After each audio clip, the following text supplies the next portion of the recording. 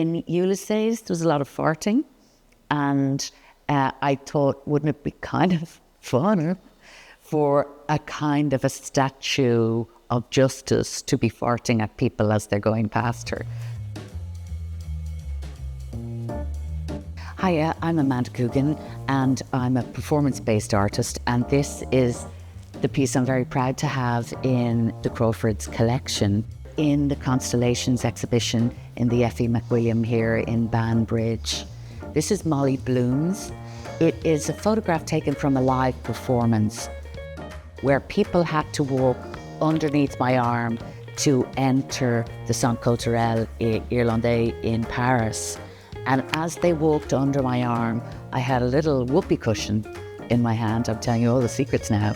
And I pressed it to make a little fart as they entered. I was reading James Joyce's Ulysses, and in, the funny things that happen, coming together of ideas in the studio, I was also thinking about the Statue of Justice on the archway in Dublin Castle, who famously has her art to the nation, as the little ditty goes.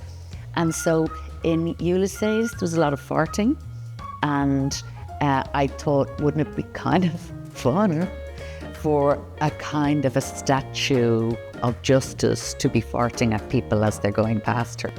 So in the live performance, I'm very still, nothing happens. I just have my arm out and people have to enter the space underneath my arm. So they have to get quite physically close to me. And then when they hear a little noise, it's kind of a surprise or a little shock or a little bit of fun. So a lot of people laughed. And then of course, when you're doing a long durational performance, and I love making performances for a substantial length of time, it might be 2 hours or 3 hours. After a while, people get to know, so there's a lot of fun around, you go in now, you go in now. People trying to come in and out from under the arm and get the little thrill of the very naughty noise.